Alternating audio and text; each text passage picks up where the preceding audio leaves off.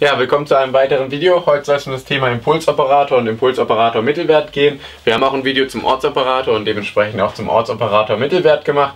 Das ist unten verlinkt und wir haben natürlich auch zum unendlich hohen Potenzialtopf ein Video gemacht. Da leiten wir eine Wellenfunktion her. Das ist genau diese, die wir heute im Beispiel nutzen. Also wenn jemand sich fragt, warum oder was ist das überhaupt für eine Wellenfunktion, die wir hier nutzen, wie kommen wir auf diese Wellenfunktion, dann schaut da erstmal rein. Es ist nicht so wichtig, man kann hier jede beliebige Wellenfunktion nehmen. Wir nehmen jetzt einfach die vom unendlich hohen Potenzialtopf. Zum Verständnis könnt ihr euch das Video einfach mal angucken. Und ansonsten haben wir noch das Normieren einer Wellenfunktion. Da kommt man dann auf diesen Faktor Wurzel 2 durch L. Wenn euch das interessiert, wie man da drauf kommt, ist auch nochmal unten verlinkt ein Video zu. Genau, heute soll es um den Impulsoperator und den Impulsoperator Mittelwert gehen. Beim Impulsoperator sehen wir hier schon, okay, der Impulsoperator, das ist irgendeine Definition. Also ein Operator ist meistens, ich sag mal, ein Buchstabe mit einem Dach drüber, hinter der eine mathematische Operation steht. Deswegen auch Operator. Bei einem Ortsoperator ist x-Dach ist einfach nur x, die Variable x. Beim Impulsoperator ist das Ganze ein bisschen schwieriger, in Anführungszeichen. Da ist p-Dach, also der Impuls mit einem Dach drüber, ist minus j h quer d nach dx. Ja, in echt steht der minus j h quer Gradient, aber wenn wir nur in einer Dimension sind, ist der Gradient ja einfach nur die Ableitung in diese eine Dimension. Im 3D müsste man hier einfach oder in mehr den Gradienten hinschreiben. Genau, und dieser Impulsoperator ist halt eben dadurch definiert. Das ist so Typ der normale Impulsoperator, den man halt benutzt in der Quantenphysik. Und wenn man jetzt einen Mittelwert bilden möchte über diesen Operator, also den Impulsoperator Mittelwert, dann muss man eben die Operator-Mittelwert-Funktion anwenden. Das ist einfach dieser Operator, also ich nehme jetzt irgendeinen x-beliebigen Operator, ich nenne den einfach mal f-Dach. Also alles, was ein Dach hat, ist ein Operator. Und wenn ich um dieses Dach diese eckigen Klammern drumherum mache, dann bedeutet das, das ist nun der Operator Mittelwert. Und diesen Operator Mittelwert berechnet man, indem man von minus unendlich bis unendlich Phi komplex konjugiert von x mal den Operator mal Phi von x dx integriert. Das ist beim Ortsoperator ganz entspannt, weil x-Dach ist gleich x, das heißt wir setzen hier einfach nur ein x ein und alles ist gut. Beim Impulsoperator müssen wir da ein bisschen aufpassen, weil hier steht noch eine Ableitung drin, das heißt bevor wir das Integral bilden, müssen wir auch zuerst ableiten, und zwar die Funktion Phi von x. Da auch dran denken, man darf eine Ableitung nicht einfach vorziehen, also die Ableitung steht an dieser Stelle, das heißt alles was dahinter kommt muss abgeleitet werden, alles was davor kommt darf man nicht von der Ableitung irgendwie beeinflussen. Die Konstante minus j quer kann man sich rumschieben wie man möchte, das ist eigentlich kein Problem. Genau, dann habe ich hier ein Beispiel mal vorbereitet. Also wie gesagt, vom unendlich hohen Potentialtopf die Wellenfunktion, die schon normierte Wellenfunktion, also Phi von x ist gleich Wurzel 2 durch L sinus npi durch L mal x dx. Dx, Entschuldigung, kommt hier nicht hin, das kommt im Integral. Sinus npi durch L mal x und x ist Element von 0 bis L. Das bedeutet, wir kennen ja diesen unendlich hohen Potentialtopf. Der ist definiert zwischen 0 bis L, da haben wir diese Wellenfunktionen drin, die sich halt wie so ein Sinus aufspannen. Sollte, denke ich, jedem bekannt sein. Wenn nicht, wie gesagt, ist unten nochmal ein Video verlinkt. Und was wichtig ist, ist natürlich, dass n Element der natürlichen Zahlen ist. Also, dass wir halt hier den Sinus beim unendlich hohen Potentialtopf ja immer nur in unterschiedlichen Wellen aufspannen können. Also wir dürfen nicht mehr als immer ein Wellenbauch, zwei Wellenbäuche und so weiter aufspannen. Dann habe ich noch eine kleine Formelsammlung, die werden wir gleich gebrauchen. Also es ist meistens so, dass man in den Klausuren, wenn man mit sowas rechnet, direkt eine Formelsammlung kriegt. Wenn nicht, man kann die Integrale auch einfach so lösen, indem man zum Beispiel Substitution oder partielle Integration anwendet.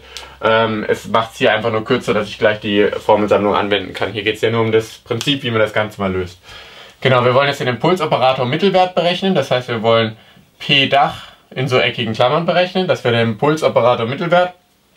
Da müssen wir wie gesagt einfach nur die Formel anwenden, also von minus unendlich bis unendlich und dann Phi komplex konjugiert von x, also Phi komplex konjugiert von x mal den Impulsoperator p-Dach mal Phi von x dx. Und das ist gleich, und da muss man am besten immer darauf achten, wo die Wellenfunktion definiert ist. Das ist eben das, was so praktisch ist am unendlich hohen Potentialtopf. Da ist ja eben nur die Wellenfunktion zwischen 0 bis L definiert. Alles außerhalb, da ist die Wellenfunktion immer safe 0. Das heißt, ich kann das Integral auch einfach nur von 0 bis L integrieren, weil außen drum ist das Integral ja eh 0, weil ich ja über 0 integriere.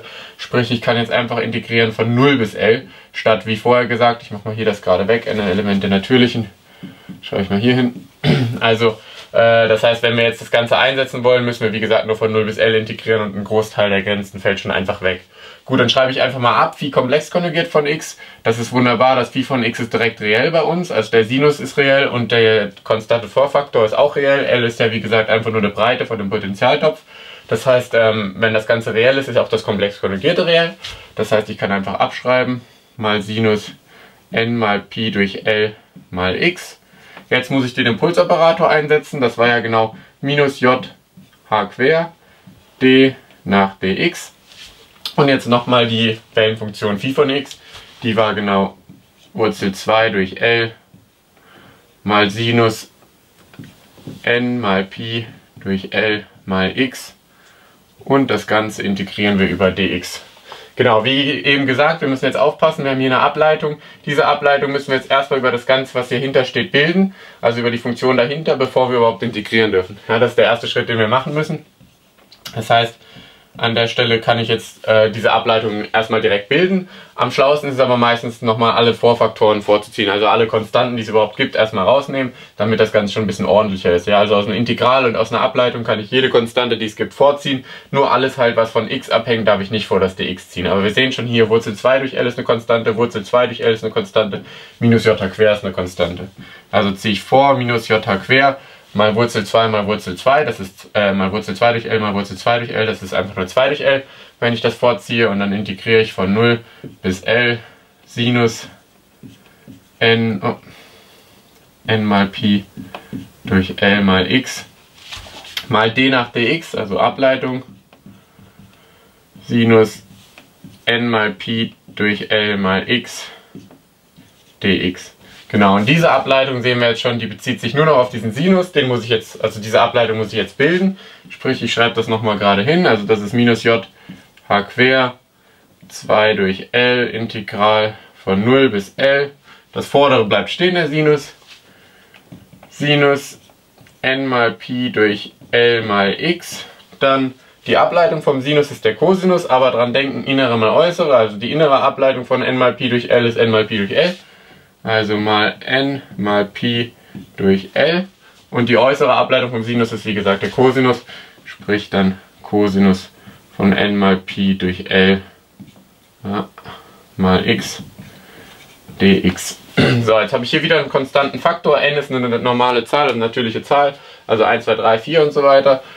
Pi ist eine Zahl, L ist auch nur eine einfache Zahl. Das heißt, ich kann jetzt hier einfach alles wieder vorklammern, was mich nicht interessiert. Das ist also minus j h quer 2 durch L, dann klammere ich das hier vor, n mal Pi durch L, also mal n mal Pi geteilt durch L, integriere dann noch von 0 bis L, und zwar über die Funktion Sinus n mal Pi durch L mal x, und das Ganze mal Cosinus n mal Pi durch L mal x, n mal Pi durch L mal x dx. So, und jetzt sind wir an einer Stelle, an der ich meine Integraltabelle anwenden kann. Ich sehe hier Integral über Sinus ax mal Cosinus ax ist gleich 1 durch 2a mal Sinus Quadrat von ax. Ja, jetzt müssen wir am besten nochmal definieren, was ist überhaupt a. A an der Stelle ist natürlich bei uns das, was vor dem x steht, also n mal Pi durch L. N mal Pi durch L. Und weil wir hier an der Stelle auch ein 1 durch a brauchen, schreibe ich es direkt auch mal auf. Und 1 durch a ist dementsprechend einfach L geteilt durch n mal Pi. Beziehungsweise 1 durch 2a ist dann gleich L geteilt durch 2n mal Pi, damit wir es gleich schön einsetzen können, damit das nicht so schwer zu rechnen ist. Genau, dann rechnen wir mal weiter.